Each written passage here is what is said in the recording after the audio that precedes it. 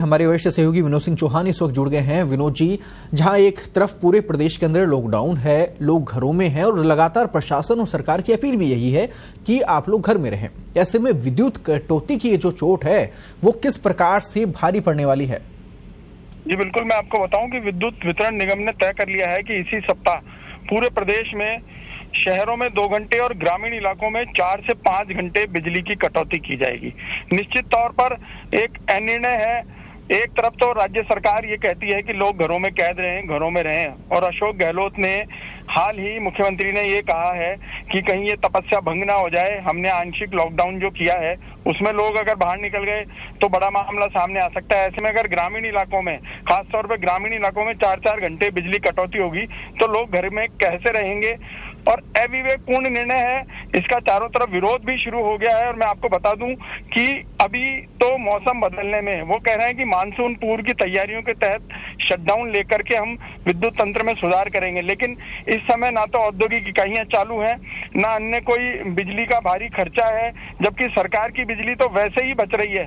फिर कौन सी कटौती की बात की जा रही है कि 4-4 घंटे ग्रामीण इलाकों में और शहरी इलाकों में 2 दिन बाद 2-2 घंटे कटौती शुरू होगी।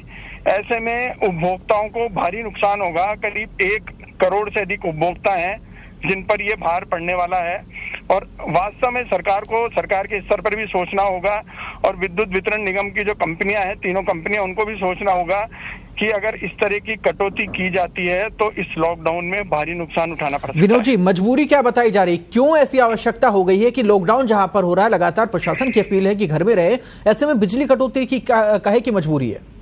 देखिए, आला अधिकारियों का एक साफ सा तर्क है कि हर साल हम विद्युत सुधार तंत्र के लिए, यानी मानसून पूर्व, मानसून को देखते हुए विद्युत तंत्र की सुरक्षा और उसका सुधार करते हैं। ये हवाला देते हुए बिजली कटौती की बात की जा रही है, जबकि ऐसा कोई सवाल ही नहीं उठता। लोग घरों में हैं, जब लोग बाहर नहीं निकल रहे तो विद्युत तंत्र में सुधार की बात कहां से आती है? एक ही लकीर के पीछे सारे अधिकारी पड़े हैं कि हमको तो निर्देश मिले हैं कि विद्युत तंत्र सुधार काम शुरू करना है, और इसके तहत हम बिजली कटौती 2 से 4 घंटे करेंगे।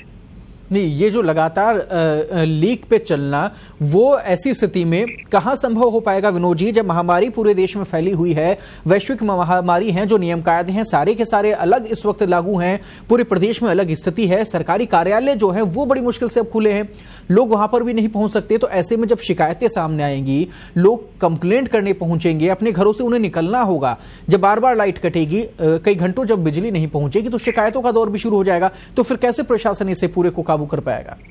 जी बिल्कुल, हम आपको यही बात बताना चाह रहे हैं कि अगर हम रामगंज का मामला लें, रामगंज इतना डेंस इलाका है, रामगंज की एक गली में 100 मकान हैं जिनमें बड़ी तादाद में लोग रह रहे हैं, और वहीं सबसे ज्यादा संक्रमण के मामले सामने आ रहे हैं। अगर आप 2 से 3 घंटे वहां बिजली कटौती रखेंगे तो लोग किस प्रकार घरों में रह पाएंगे? प्रशासन और पुलिस आखिर क्या कर पाएगा? तो ऐसे में साफ जाहिर हो रहा है कि कहीं ना कहीं सरकार के किसी विभाग, यानी विद्युत वितरण निगम जो विभाग है, उसका अन्य विभागों से तालमेल नहीं है, और सरकार का भी लगता है कि बिजली तंत्र पर अंकुश नहीं है। नहीं तो इस प्रकार का अविवेकपूर्ण निर्णय और 3 दिन बाद लागू किया जाना कहीं भी संभव नहीं है। जी शुक्रिया तमाम जानकारी के लिए।